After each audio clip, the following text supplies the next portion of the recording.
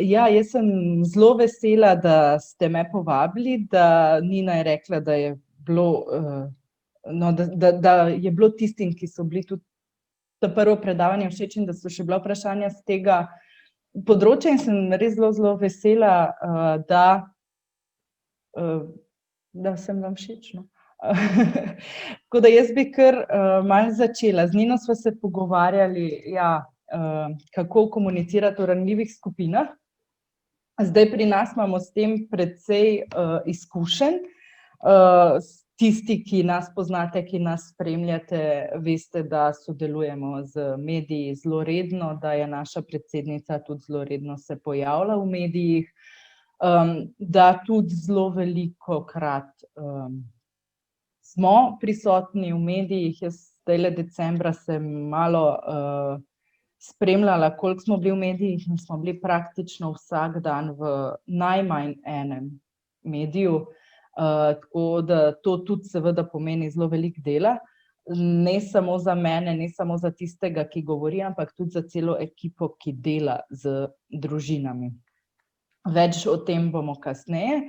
Jaz bi vas prosila, če boste imeli kakšno vprašanje, jih seveda lahko kar sproti v chat pišete, bi jih pa prebrala potem mogoče po koncu predavanja. Se mi zdi, da bo tako lažje, kot če vmes skačemo sem pa tja, no. Tudi meni bo malo lažje, ker je tole na mojem ekranu zdaj kar ena velika zmeda, ker vidim malo vas, pa malo svoje predstavitve, pa še v zadnji mi kaj teče. Ampak kakorkoli. Jaz bi začela kar na začetku. Če bi bili zdajle mi v živo v neki sobi, bi vas že začela kaj spraševati, ampak zdaj danes se bom temu malo odrekla, pa bomo potem na koncu kakor bolj poglobljeno debato še skušali imeti, če bo seveda šlo.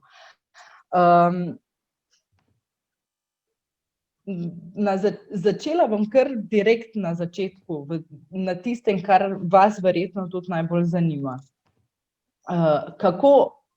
Kaj mediji potrebujejo in kako zaščititi ranljivo skupino. Zdaj, mediji delujejo po principu predstavljanja informacij javnosti. To so zdaj, ne vem, tisti, ki že med vami recimo delate pogosteje z mediji, jih mogoče tudi boljše razumete. Zdaj tisti, ki imate manj stika z mediji, mogoče to malo drugače vidite.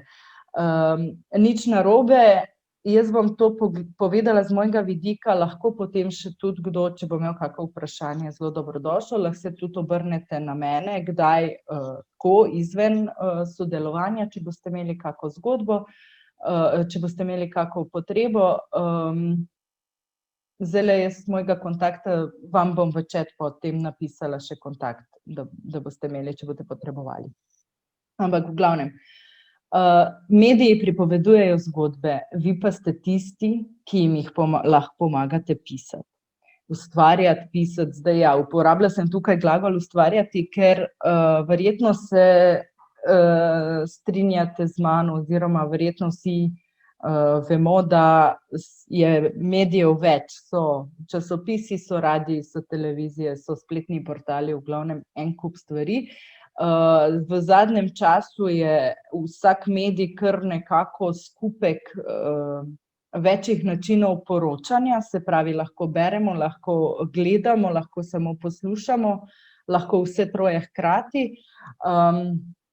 In tega se je pri ustvarjanju zgodb treba zelo zavedati in zelo dobro poznati, za kateri medij ustvarjate zgodbo, ampak o tem bomo mogoče malo kasneje. Mi lahko pomagamo ustvarjati te zgodbe, oziroma to je medijem tudi zelo pogosto v interesu in jim zelo pripomoremo pri njihovem delu. Zavedati pa se moramo, kaj je sploh vloga medijev, ne. V prvi vrsti oni odgovarjajo na zahteve javnosti, v bistvu na zahteve svoje ciljne skupine. Vsaka oddaja, vsak časopis, vsak radio ima neko svojo ciljno skupino, ki jo dosega. v takem in takem procentu. In kadar se spuščamo v neko sodelovanje z mediji, se moramo zavedati najprej mi tudi, koga bi radi dosegli in kaj bi radi povedali, ne. Mediji tudi obveščajo, izobražujejo, ozaveščajo, razkrivajo, pomagajo in še mnogo več. To so mogoče bile prve besede, ki so mi padle na pamet, ko sem pripravljala to prezentacijo. In tudi mi, kadar sodelujemo z mediji, moramo vedeti, kaj od tega bomo počeli skozi našo zgodbo. Zdaj, ja, kar je zelo pomembno, je to, da s pomočjo medijev lahko dosegamo pomembne spremembe. Jaz sem malo skušala se spomniti še kakšne druge zgodbe, ampak sem toliko v naših zgodbah, da recimo bi izpostavila eno našo pomembno spremembo, ki smo jo dosegli, je ta, da je Anita Ogulin bila pri Urošu Slaku na 24 ur zvečer in je Uroš soočil Anito in Matjaža Hana iz SD. Zakaj? So takrat želeli zmanjšati pa ukinjati malo subvencije, malic in kosil, ne. In mu je Anita kar tam v živo razložila, zakaj ne. In drug dan, oziroma že tisti večer je Han sam napovedal, da pač tega ne bojo sprejeli, in drug dan je tudi ta predlog padel in ostale so malice, ostale so kosila, otroci so imeli pač dostop do toplega obroka v šoli. Najbolj socialno ogroženi otroci. Tako da to so spremembe, ki jih ne samo mi, ampak vsi lahko pomagamo z nekim dobrim sodelovanjem z mediji uresničevati, no. Je pa seveda zdaj, jaz veliko sodelujem z različnimi mediji, z različnimi novinarji, uredniki, in se tudi včasih pogovarjamo, da se lahko z vseh strani vložimo zelo veliko truda, pa nam timing ni naklonjen, ne. Tudi čas je tu zelo relevanten, zelo velik, je pomemben, no, ni, lahko nam kar ga zagode, no. Je pa zdaj tako, kadar se pa spravimo mi ustvarjati neko zgodbo, ki bi jo želeli, da jo medij predstavi, je pa fino, da novinarja, s katerim bomo sodelovali, čim boljše, jaz temu rečem, zbrifiramo. Moramo se zavedati, novinarji imajo informacije iz različnih virov, ne. Mi smo eden od virov vedno in moramo se zavedati, da predstavljamo tisti del informacije, ki jo mi najboljše poznamo.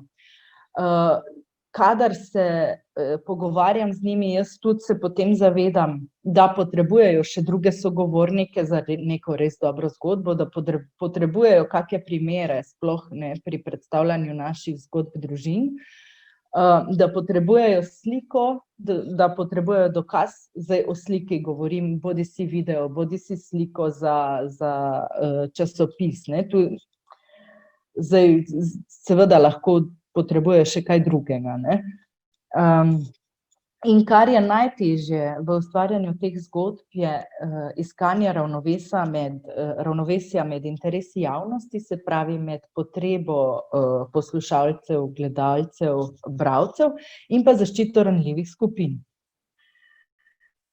Jaz bom zdaj še enkrat poudarjam, res govorim z vidika družin zdajle. Vem, da delate vi z zelo različnimi ranljivimi skupinami, za katere si mogoče zdajle v tem trenutku jaz ne predstavljam, kakšne potrebe po zaščiti imajo, pa lahko to kasneje podebatiramo, ampak upam, da vam bom s temi primeri pomagala razmišljati v to smer, no.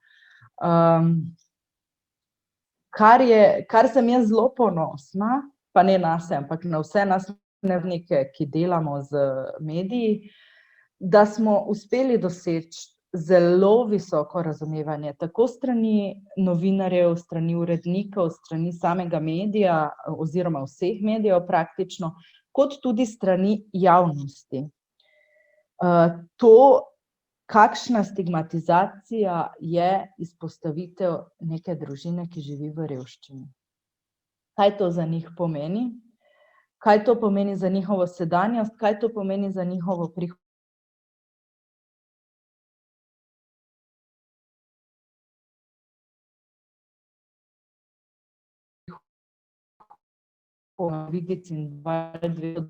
Ki je v to, bom rekla, kakovostno predstavitev problemov vložila ogromno truda in ogromno dela. Smo pa dosegli to, da se javnost vedno bolj zaveda, se pravi problema stigmatizacije zaradi izpostavitve v medijih in tudi sprejema, če je nekdo predstavljen na, se pravi, z psevdonimom, z zakritim obrazom, spremenjenim glasom. Jaz sem ravno zdaj, ko je bilo spet toliko več dela z mediji, toliko več potreb po predstavitvah zgodb, ugotavljala, da leta 2014 ali pa celo 2013, ko sem jaz prišla delat sem, so novinarji še vedno kar potrebovali obraze za predstavitev težav. Mi smo se zelo trudili seveda zadostiti tem njihovim zahtevam, hkrati pa smo jih opozarjali, da je to za družine zelo huda.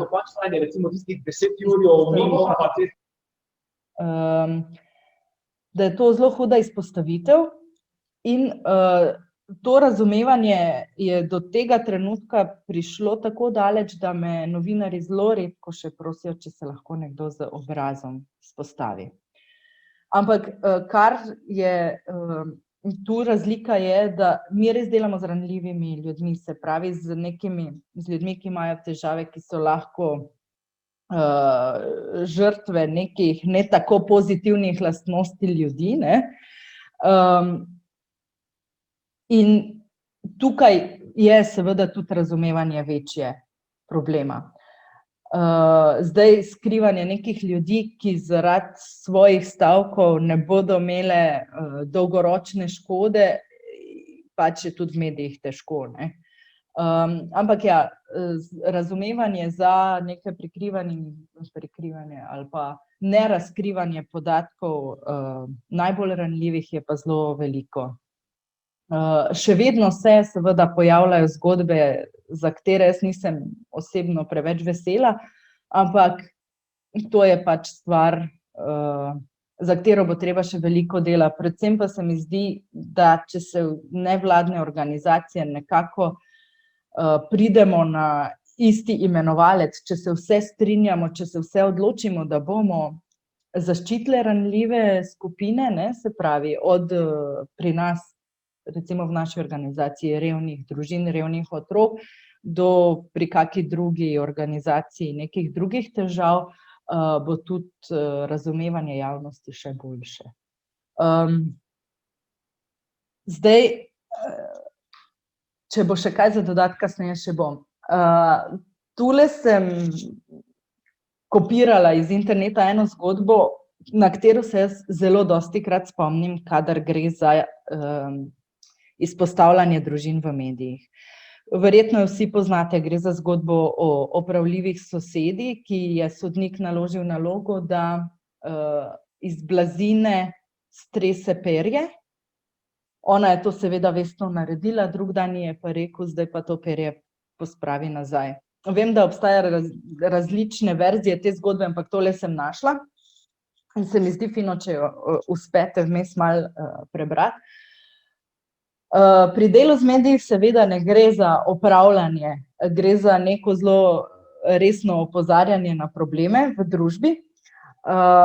Je pa mehanizem perij zelo pomemben, kajti vsaka beseda, ki jo mi nevladniki, dobro, tudi kdorkoli drug, ampak ki jo mi damo javnosti, se razpihne in je tam in je ne moremo vzeti nazaj. Zato je zelo, zelo pomembno, da kadar v javnosti širimo neke informacije, da so te informacije zelo dobro umerjene, zelo dobro povedane, predvsem pa premišljene. In da se zavedamo tudi, kadar damo medijem kontakt do neke družine,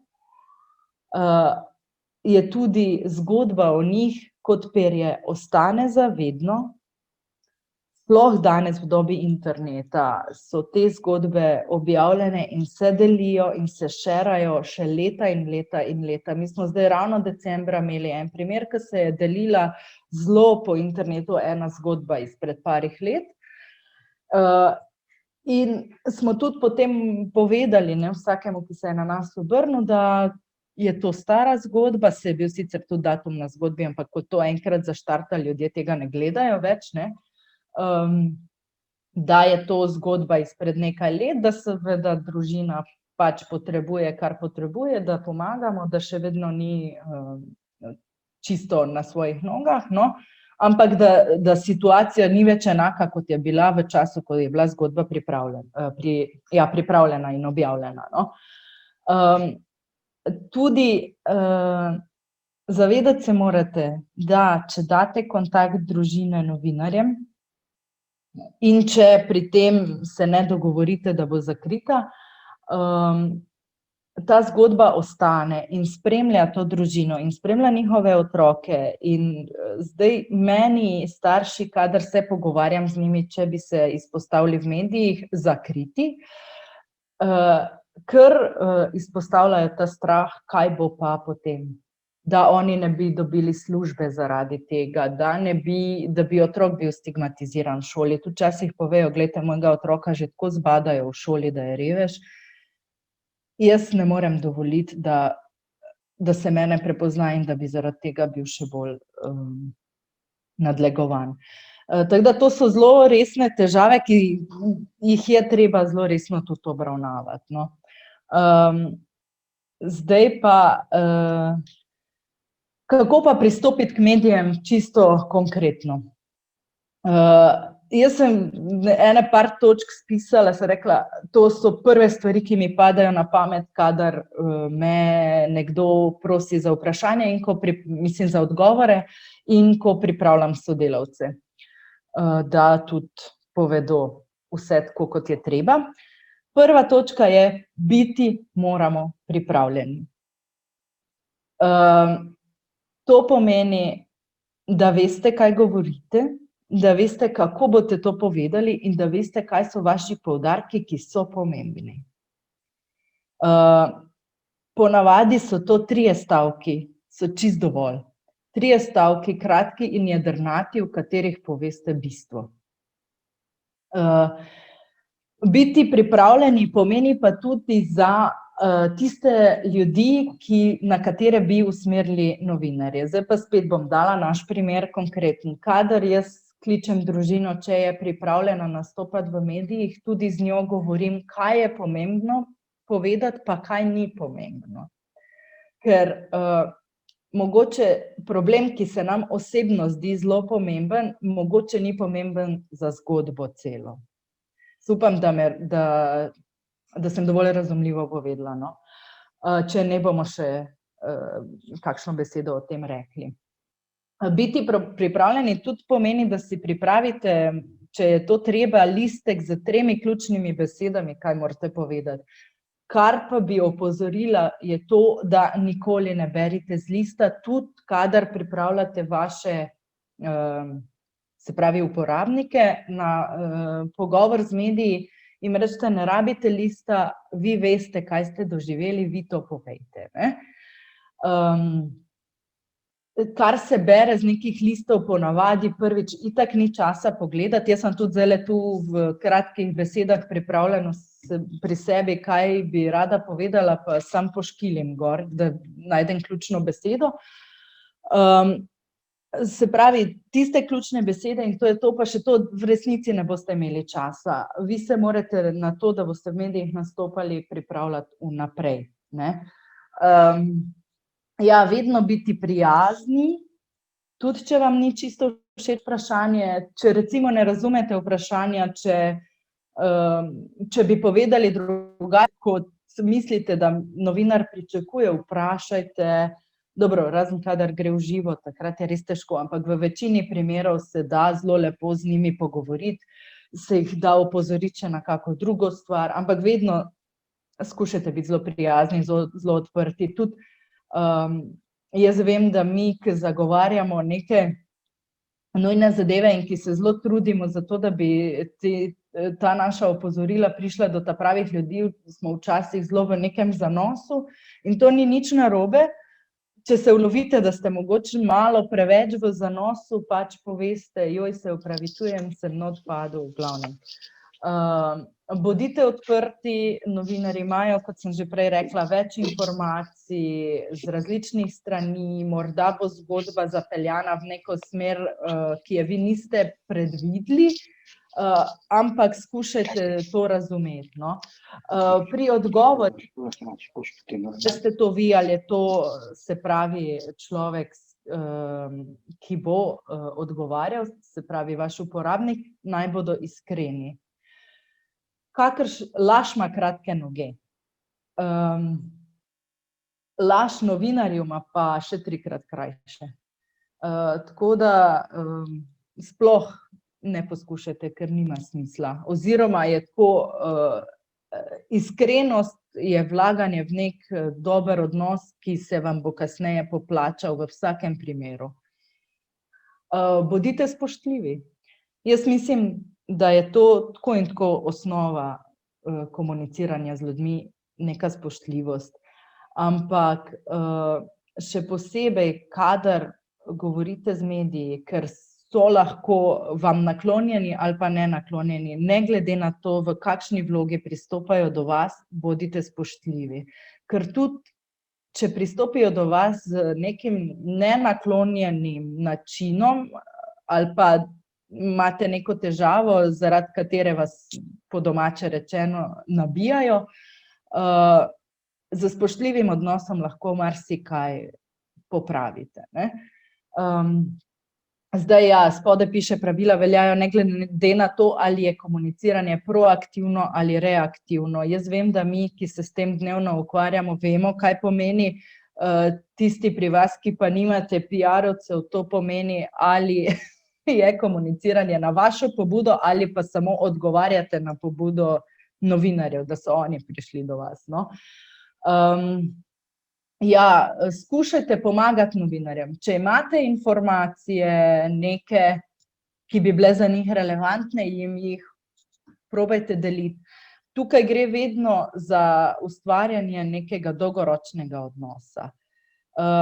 Predvsem pa, kadar greste v sodelovanje proaktivno, se pravi, če vi sami pristopite do medijev z, ne vem, glejte, imamo zgodbo, našli smo družino, ki je v res hudi stiski, pridite z izdelano idejo, kako bi oni to predstavili.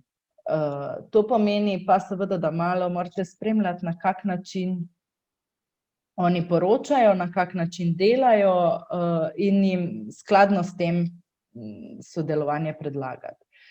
Zdaj pa seveda tisti, ki redno delamo z mediji, imamo neko kilometrino, nam je že lažje. Tisti, ki šele začenjate, naj vas to laži, da vsakič bo lažje. Predvsem pa kamera ne grize, se pa pred njo zmedemo čisto vsi. Tudi tisti z zelo dolgo kariero nastopanja pred mediji.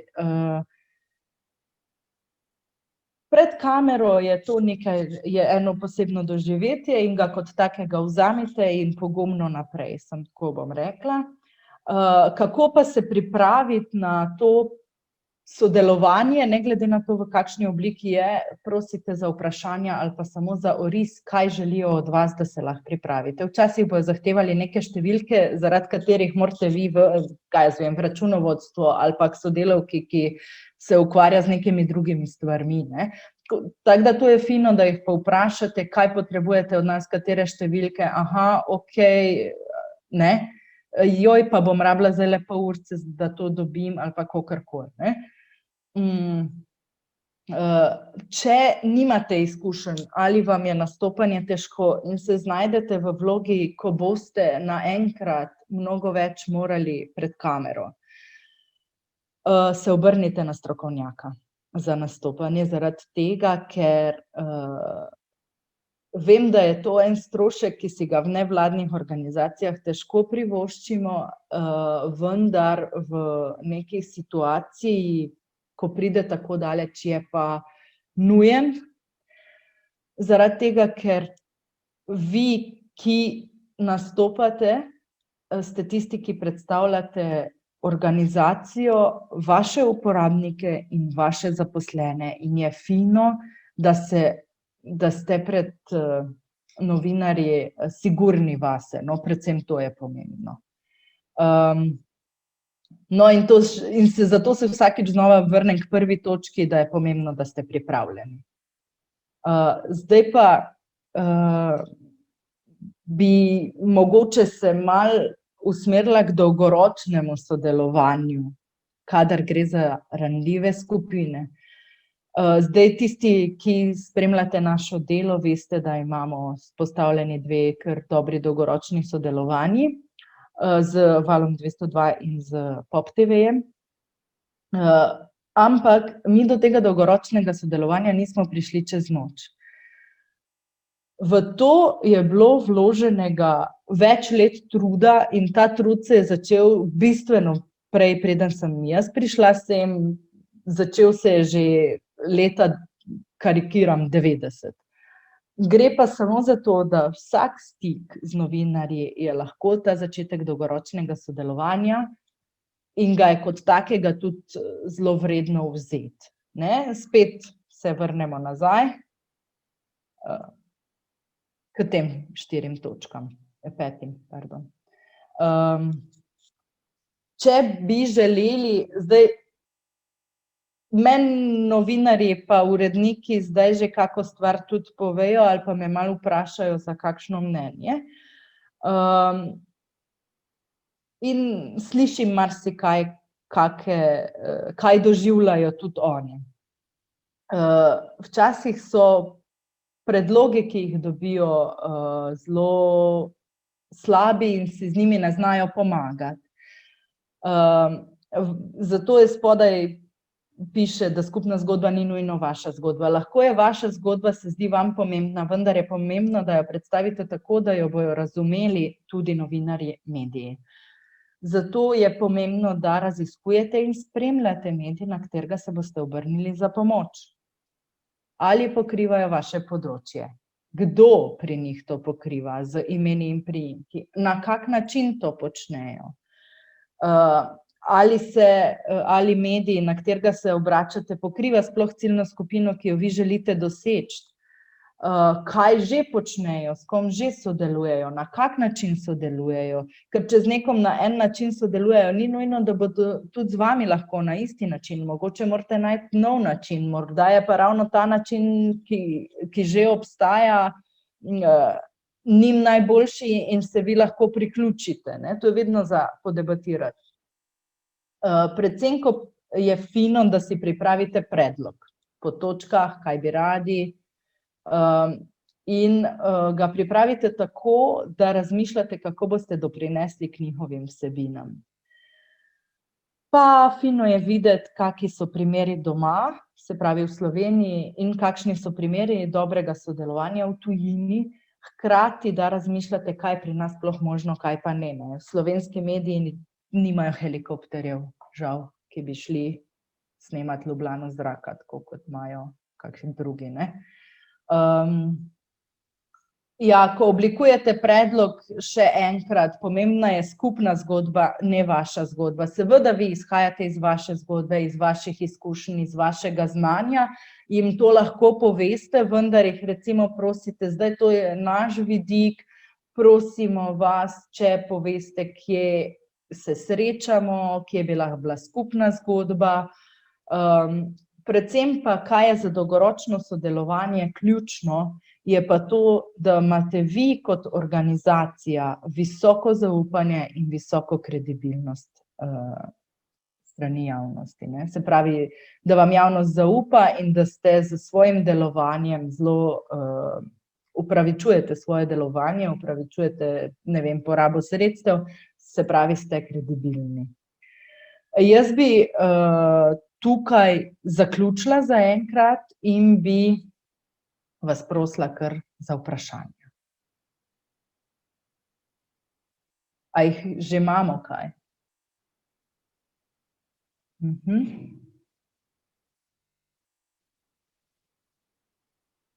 Kdo bi se opogumil? Zdaj vas vidim. Zdaj je ful boljše. Jaz vem, da z nekaterimi od vas se kar pogosto slišimo, kadar novinarjem predlagam kakšno temo, se tudi obrnem na koga izmed vas. Zagotovo se z Nino pogosto slišiva, in vas skušam tudi predlagati naprej za izjave. Vsaj še prejšnji teden smo to delali, oziroma ta teden. Tako da bi bila zelo, zelo, zelo vesela. Aha, nekaj smo dobili. Tole kar, imaš. A jaz preberem? Okej. Kako ravnamo v primeru člankov? Zahtevate od novinarja, da vam pošljejo predogled, preden nekaj objavijo. Kadar gre za intervjuje ali pa kadar gre za kako takšno tematiko, ki bi znala biti občutljiva ali pa narobe razumljena, takrat prosim, če lahko dobimo v predogled. Ja, članke sploh v časopisih, ja, intervjuje obvezno, prosim, če lahko dobimo v predogled. Se mi je pa zgodilo, da je novinar poslal v predogled, vendar je rekel, da ne želi popravkov, ker je pogovor snemal, in sem rekla, prav, ne bom dajala popravkov, vas pa prosim, da upoštevate, da ste to pa to narobe navedli, ker so pravilni podatki taki pa taki pa taki, in je seveda te podatke potem tudi upošteval.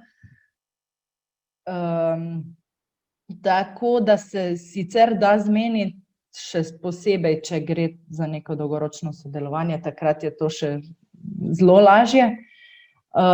Je pa, ja, mogoče bi ob tem vprašanju opozorila tudi na to, da pogosto recimo za časopisne članke snemajo pogovor in iz tega črpajo.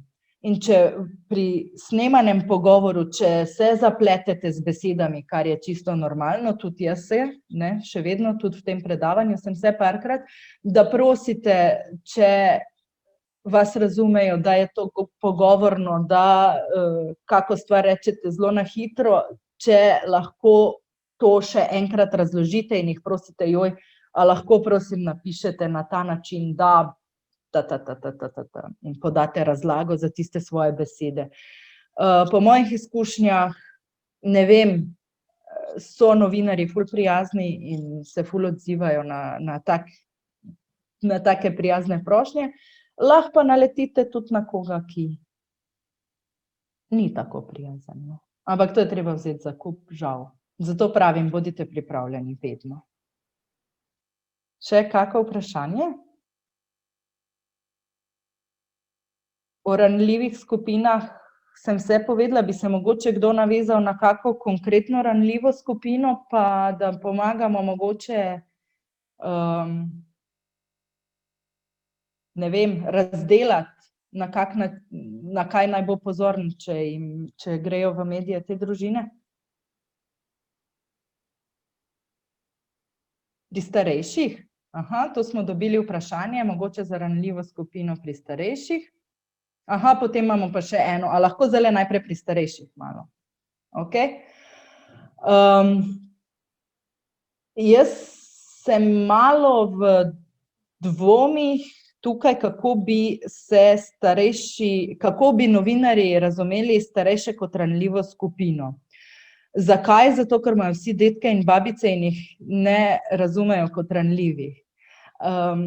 Tako da, če bi jih usmerila na neko starejšo osebo, bi jim tudi povedala, poglejte, morda njo zakrijete, spremenite glas ali pa dajte psevdonim zaradi tega, ker ima gospa, ne vem, strah pred tem pa tem, veste, ona je starejša, drugače razume te stvari, kot jih razumejo mladi, ne vem.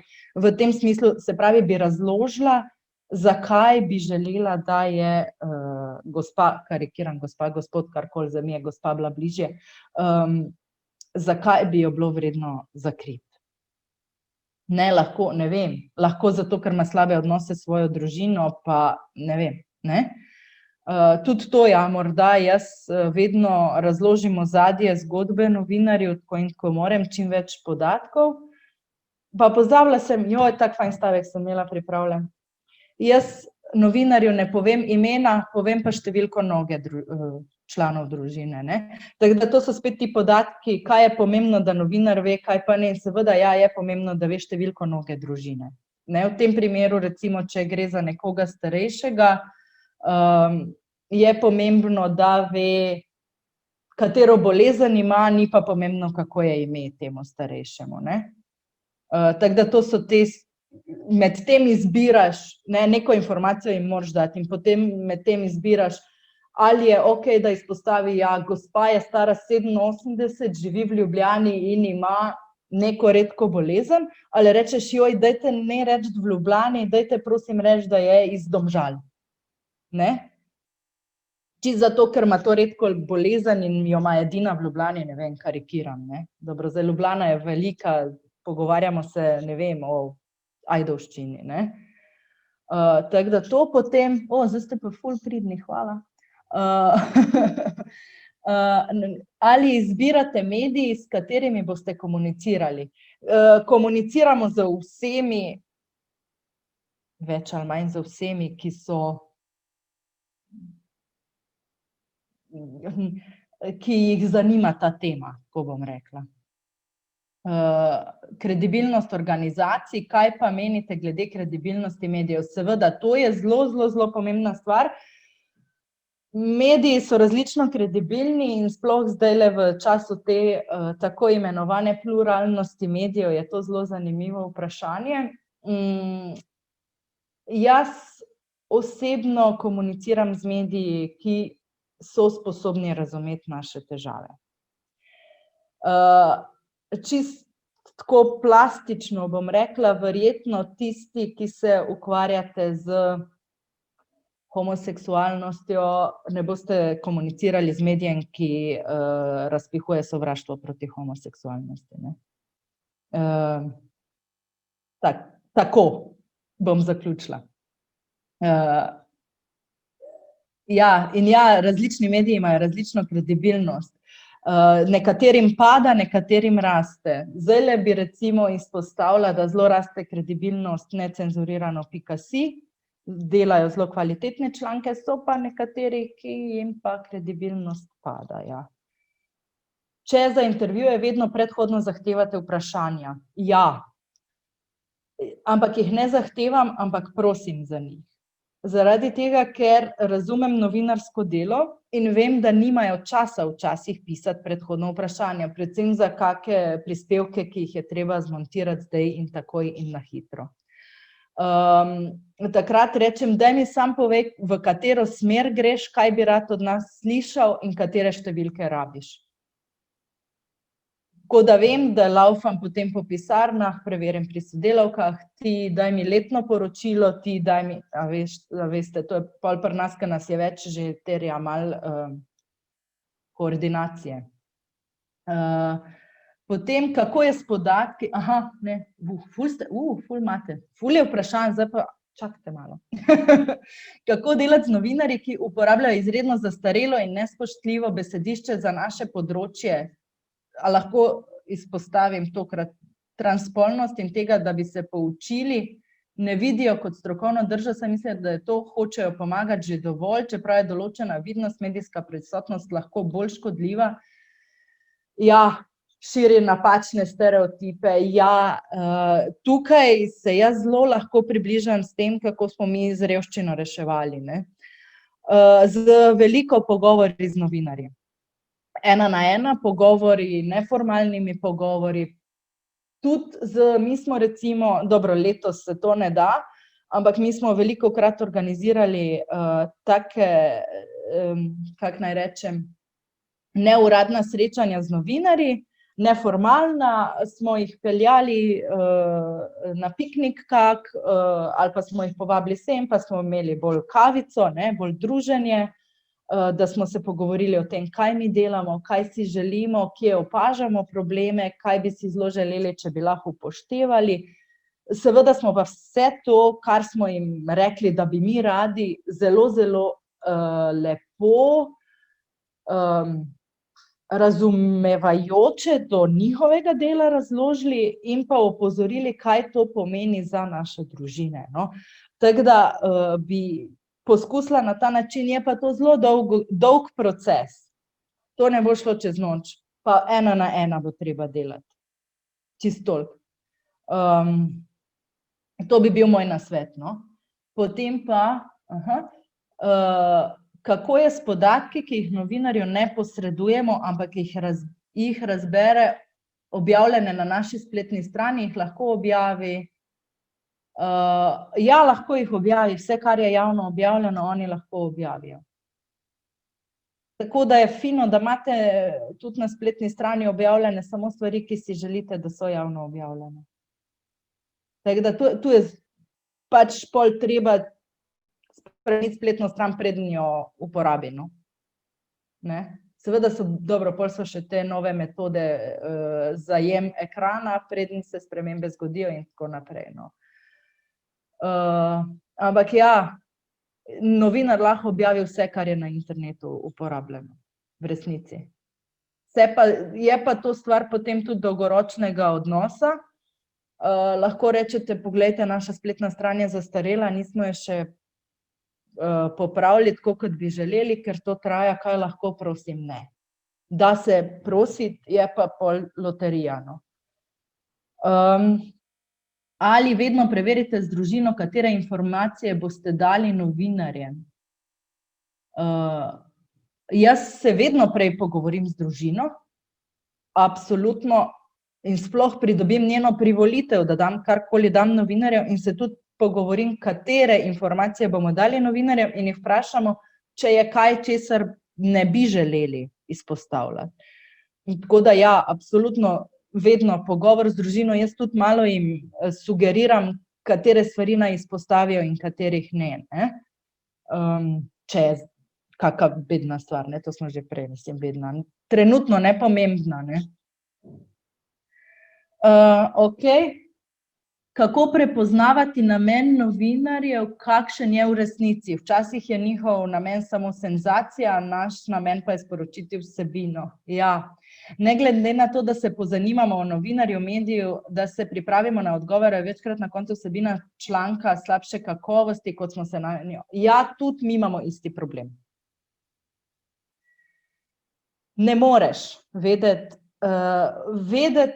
zato sem rekla, da je pomembno, da sebe pripraviš in da daš ven tiste 3 informacije, ki so najbolj pomembne. Seveda bo novinar vrtel z vprašanji. Posebna umetnost je in zato PR-ovci smo izobraženi v to smer, kako na novinarjevo vprašanje odgovoriti tako, da vodo spelješ na svoj mlin. Novinarji sovražijo to. Ampak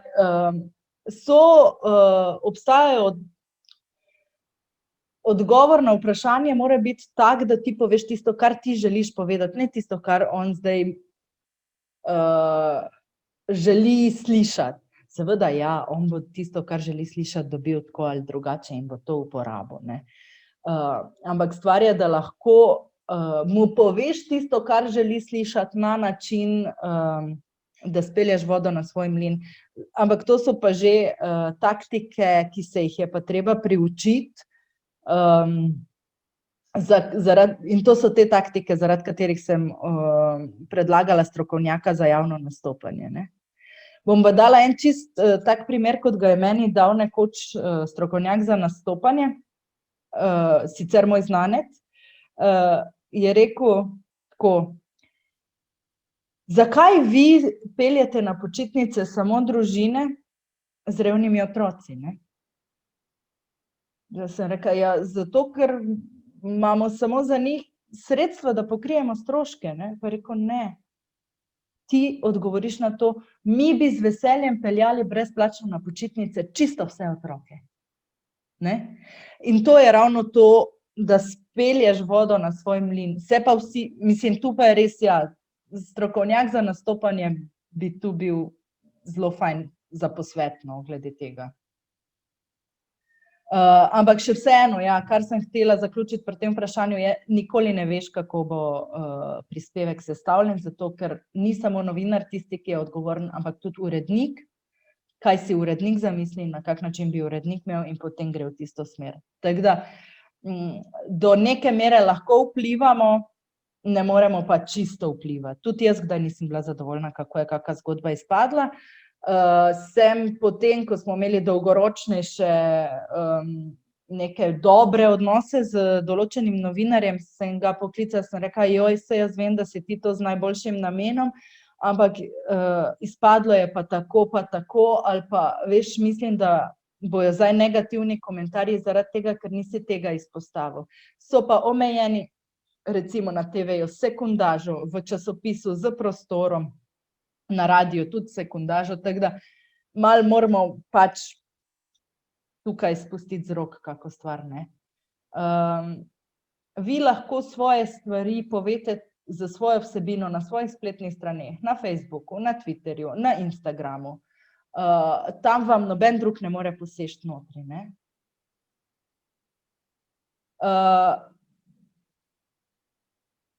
Hvala, da ste me opozorili, da je homoseksualnost ena od starih nespoštljivih besed.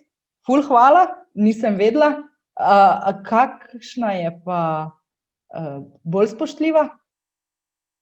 Prosim, ne, resno prosim. Sama sem se ujela, sama sem si kriva. Okej, kaj pa migranti, priseljenci iz drugih kultur? Mi recimo uporabljamo ženske z vseh vetrov, prvič, ker bi bilo drugače zelo veliko naštevati, drugič pa zato, ker želimo poudarjati, da smo vse prebivalke članice lokalne skupnosti, ne glede na to, od kod prihajamo.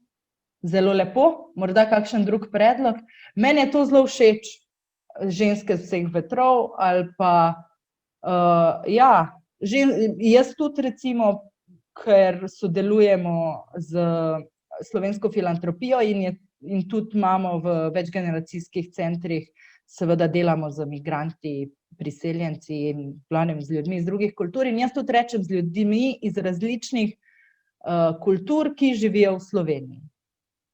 In je to, se mi zdi čisto okej, zato ker je tudi skrajni čas, da v Sloveniji malo sprejmemo to, ne.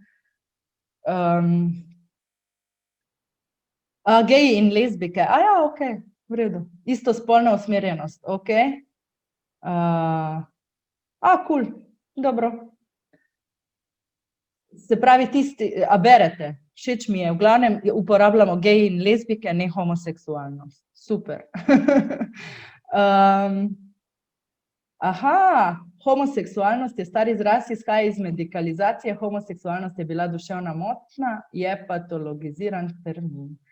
Ful dobra obrazložitev in jaz bi šla na vašem mestu, bi pripravila kampanjo osveščanja o zastarelih izrazih z tega področja in bi jo začela na Facebooku in povabila medije, če se pridružijo osveščanja javnosti, da bojo uporabljali pravilnejše izraze. Tako, čisto na hitro. Na kakšen način zavrneš novinarja, ker se ti zdi, da prispevek ne bo tak, kot bi si želel, hkrati pa se jim ne bi rad zameril? Ne zavrneš.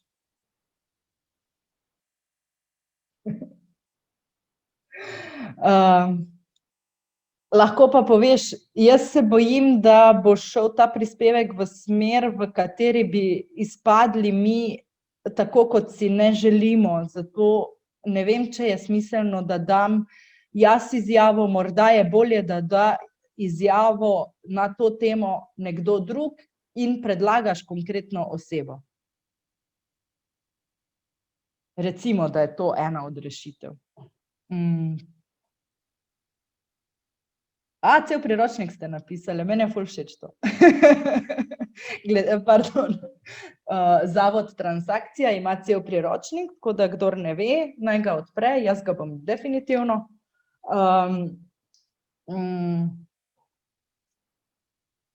Zdaj pa bom priročnik pokomentirala. Medijem ne soliš pameti, ampak jih prosiš za pomoč. Tako da ne vem, če bojo veseli priročnika, Bojo pa veseli, če jih povabite zraven v kampanjo. Zato sem tako predlagala. Lahko probate, ne vem, ful mi je všeč ta akcija. Če bi imela čas, bi vam pro bono pomagala. Ok, še kdo kako vprašanje?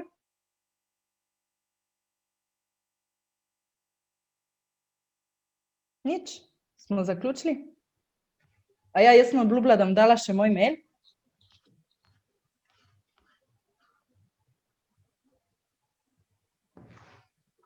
Evo. Zdaj pa mene malo zanima, pa sem sicer prej pripravila eno anketo, ampak se mi je zdi malo brez veze zdajle deliti tu noter. Bi raje videla tako vaše odgovore, koliko sodelujete z mediji, a je to recimo, koliko od vas sodeluje enkrat na mesec z njimi? Ali pa mogoče hitreje, če se javite tisti, ki z mediji sodelujete manj kot 3-krat letno. A lahko napišete sam dol mi, tisti, ki ste taki v chat.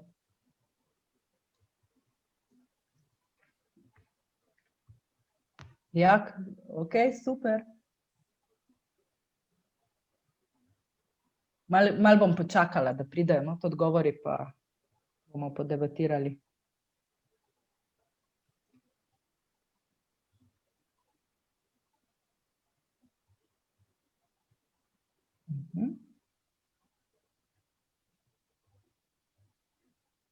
Ok, nekoga imamo čisto novega na tem področju. Dobrodošli, ne se bati.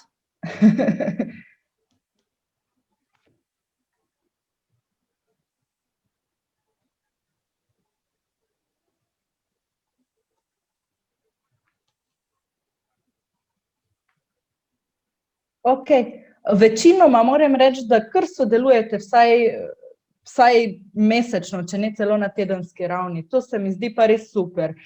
Predvsem zato, da imamo malo občutek med seboj, mi, ki smo tukaj, koliko smo prisotni v medijih, zaradi tega, ker, kakor sem prej rekla, lahko tudi eden na drugega usmerjamo medije. Ne, kadar je treba, ali preusmerjamo, ali pa usmerjamo zato, ker bi nam lahko tudi koristilo. Mi to zelo dostikrat z Rdečim križem sodelujemo, kadar novinarji pokrivajo Rdeči križ, pridejo še k nam ali obratno. Tudi zadnje čase smo z Kralji ulice v tandemu, oziroma ali pa še bomo predstavljeni, kar je čisto ok, ker je fino, če smo en drugemu zavezniki, že tako in tako smo taki mali borci, no, bom rekla, ki poslušamo zelo lepe besede politikov tu pa tam, in je fino, da pač se zavedamo, da če želimo narediti spremembe, včasih ni dovolj, da je samo ena organizacija, ne. Tudi mogoče sem krivico prejle naredila, ko sem omenjala Anito pa Matjaža Hana, pozabila sem povedati ozadje, skupaj z več organizacijami smo dali v medije poziv vladi, naj ne ukinja subvencije. Smo bili pa takrat, zdajle, če se ne motim, mi, pa Unicef, pa ZPMS, pa Rdeči križ, pa mislim, da je bila še, a je bila zraven Slovenska filantropija, ali je bil zraven NFHOS takrat. No, v glavnem to hočem reči, tudi se združujemo in skupaj dajemo ven pobude in je to zelo, zelo, zelo pomembno. Ok, kampanja za uporabo drugega besedišča v LGBTQ+, je trenutno mogoče malo tvegano v kontekstu te vlade. Ne. Mediji niso naklonjeni tej vladi trenutno. Vsaj večina ne. Evo, odgovorili ste mi, ja, mesečno, redno, 3-krat letno, ena je nova, njo smo pozdravili, enkrat mesečno, še ena z manj kot 3-krat letno. Okay. Ja, jaz bi rekla, jaz sodelujem veliko se pravi, z nacionalnimi mediji, je pa zelo pomembna, pa zelo močna vaša točka so pa lokalni mediji. Tako da fino, če sodelujete z njimi, če delujete v lokalnem okolju, itak je to super sodelovanje.